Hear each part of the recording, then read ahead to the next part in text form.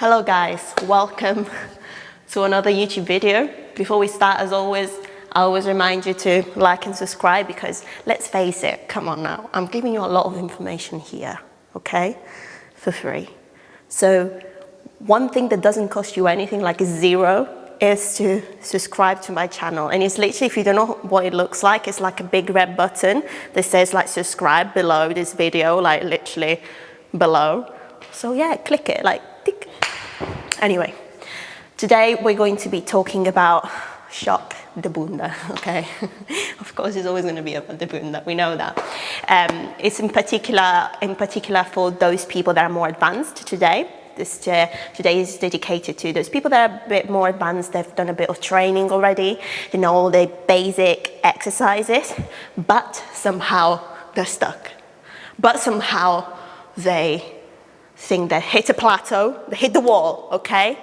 And they think, no, I don't think I'm growing anymore, kind of thing. What to do? I've been there as well. I thought, you know what, I don't think I'm growing anymore. And the reason why you're not growing anymore, I'll tell you what. When you're a beginner, it's actually easier to put on muscle. So if you're a beginner, it's your moment, okay? It's your moment of glory. It'll be easier for a beginner to put on muscle and to grow their muscles rather than an advanced, because the body's already used to a stimulus, okay? So that's why at the beginning of your journey, you must have been like, oh, I'm so hyped. Look at me, I'm making so much progress. Look at my bunda growing so much. But then after like a year or so, you think, oh my God, what am I doing wrong? Is there anything that I'm doing wrong? It's not growing as fast. The reason why is because your muscles have already got used to the stimulus. So your muscles are like, I already know what you're doing, kind of thing. So I'm already used to this, bish. So you can hit me with all your workouts and try to get me as sore as you like, but I won't grow as much. Do you know what I mean? Because I'm used to this shit. But don't worry, because that's why I kind of jump here. Like, I'm here for you, to help you. So grab your little coffee, have some snacks with you, and watch this video till the end, and I will be demonstrating you everything. I'll be sharing you all the secrets and how to overcome the plateau and how to train when you're more advanced and how to keep making progress. Now, the first thing I want you to know, no, by the way, if you see me so hyped, is because I literally have, let me just show you how much coffee I had. See this? Right, literally it was until here. And I drank this, and that's why I'm like this today. I just don't know why. I need to calm down, I might have a heart attack. Okay, so as an advanced lifter, obviously we clarified those points. So what you need to do in terms of an advanced lifter, plan your sessions, okay? How do you plan your sessions? I'll show you how I plan mine. I'll just put my spreadsheet over here so you can see what I mean. I'll talk you through that and how to do it for yourself. The reason why you want to be tracking your workouts more is because you need to strive for progressive overload, yes, but progressive overload isn't just being able to lift heavier and heavier and heavier, because progressive overload also means, one, that you can also improve and do more reps and sets over time. And probably if you're an advanced, you will know this, but are you actually applying it? And I'm gonna tell you how to apply it. I want you to write down, so get your spreadsheet ready, okay? I want you to do this homework now for you. That's what you need to be doing every single time you train. And it will take you 2 minutes. You just go on your phone, I have my notes, I'll share they're literally like the messiest things ever because I'm just literally typing it as I'm doing my workout, but I want you to start doing this, okay? So get your spreadsheet ready. And I want you to write down every single time you train and track how many reps, how much weight of an exercise you're doing, how many sets of that exercise you're doing, and track this over time. That means that if on week 1 you can do 5 reps of 100 kilos, and on week 4 you can do 8 reps of that same weight, that is progress already. And you wouldn't know unless you started tracking, because you need to do this for every single workout and exercise you do at every session, okay? So I want you to start writing it like I'm doing in the spreadsheet over here, okay? So you keep track. That is the first thing you need to do. I want you to keep track of your weights, of your sets, because if you don't, you won't remember. Sometimes I don't even remember what I did a month ago and how many reps of that weight. Some day I could have done 12 and another day I could have done 10. And that is wrong, because if I'm not keeping track, I won't know, okay? You need to know. When you get to a more advanced level, these are things that you need to, these are details that you need to take into consideration, okay? Another thing is the rule of thirds that I already explained in my previous video, but I'll explain this in here a little bit better. I want you to do 3 different types of exercises, okay? One type of exercise when you really push at your heaviest. One type of exercise when you do moderate weight, and one type of exercise when you just do lightweight or banded exercises, okay? So you'll be working on these 3 types of exercise. You can choose. Normally compounds are the ones that you can pick to be your heaviest and a moderate weight, and your isolation to be a little bit lighter, okay? Because your muscles grow to 3 different ways. Either by metabolic stress, which is when you do a high rep thing, high rep, low weight. Mechanical tension, which is basically when you go a little bit heavier, but you go through the full range of motion, okay? And the soreness kind of thing, basically, it's when it's through muscle damage. But that is the most overrated thing, because usually you experience DOMs with muscle damage, but not always. Like, please, if you're on advanced and you keep chasing soreness, stop, okay? It's not the soreness that tells you whether you did a good workout or not. I don't get sore every single time I do legs. It doesn't mean that I haven't done a good session, okay? So I want you to get it off your mind. As an advanced lifter, you don't have to get sore. As an advanced lifter, you won't get as sore as a beginner, okay? So get it off your mind. Chasing soreness is silly, okay? Another thing that I want you to do as an advanced lifter is to start training your glutes more. So I would say to include at least 3 leg sessions per week if you're more advanced, okay? That means if you're doing 3 sessions, of course, we're talking here about volume, okay? Volume is important. What is volume, you would say? Volume could include the amount of reps, sets, and weight all together that you do during a week. If you're doing 3 sessions per week, okay, you can't do the same amount of volume that you will be doing for 2. That means that you need to go 2 leg sessions, you need to go heavier, and the third one, you need to go lighter. The reason why I'm telling you to go lighter is because you won't physically be able to keep going and push hard for 3 leg sessions a week. You just won't be able to do it the week after, okay? You'll be exhausted. You won't give your maximum and you won't achieve the same results, okay? So volume is really important.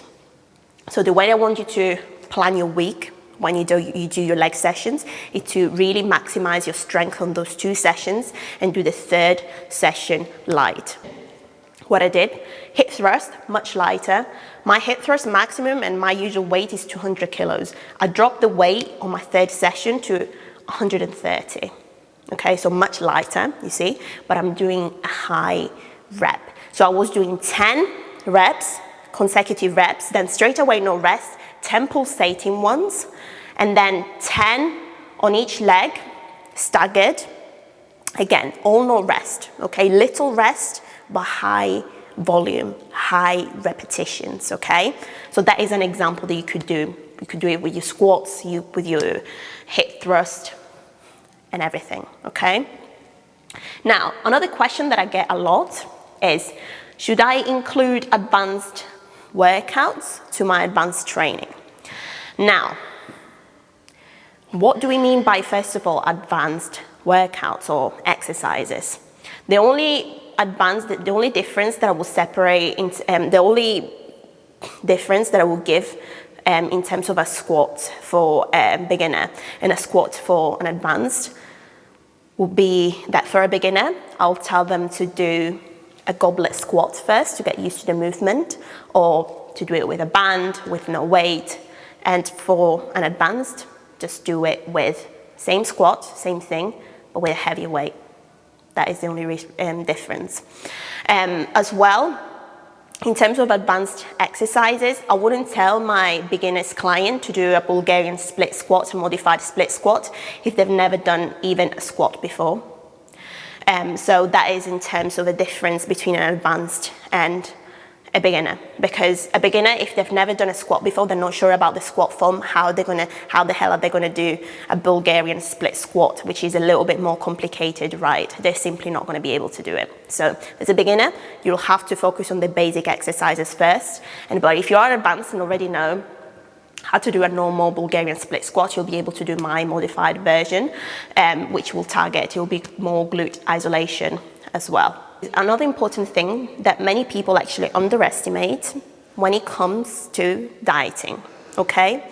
Listen, I know that you think you're eating enough, okay? I thought I was eating enough myself, and I thought I was advanced. But actually I wasn't. I want you to track your food. And I don't want you to do it obsessively, okay? And I don't want you to do it all the time, like forever, for the rest of your life, because I'm not doing it every day. But I want you to check whether you're actually eating enough. Because I know I've spoken to a lot of girls and a lot of my clients that they say, yes, I eat loads. And I thought I was eating loads. But actually, when I was checking their calorie intake and their protein intake, they were well below, okay? And your bunda, in order to grow, you need to feed it, okay? And not that you think that you're feeding it with your things just because you think, okay, I'm already eating a source of protein every meal. But let's say you eat 3 times a day. Are you actually eating enough? That is a question. So I actually strongly recommend just checking, just to check, okay? You don't have to do it all the time, just to check. Why don't you download MyFitnessPal, which by the way is unsponsored, it's what I just generally use, and just track your daily food and daily calories. See if you're actually eating enough, okay?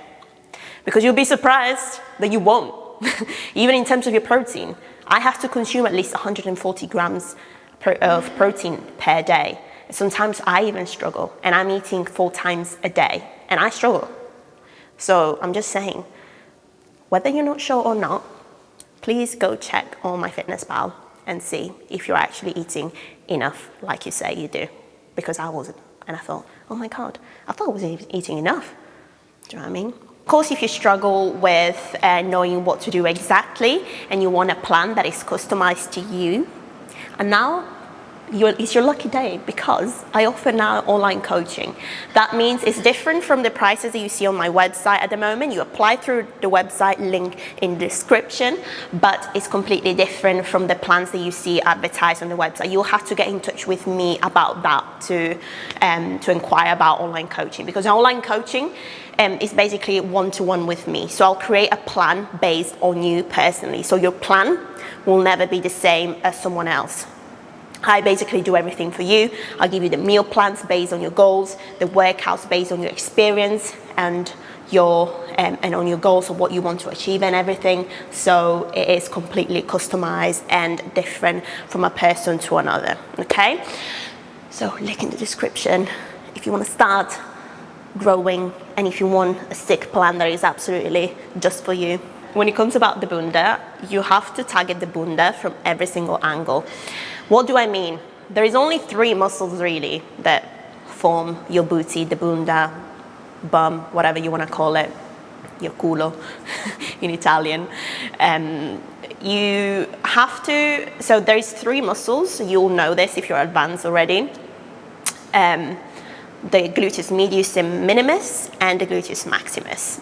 That's it. If people tell you how to target your glutes from 10 different areas, that's wrong. There's only 3 muscles to target in your glutes, nothing else. So don't believe other people that say like target your glutes from like 10 different angles. That's just crazy, okay? There's just 3 angles to target them, okay, from.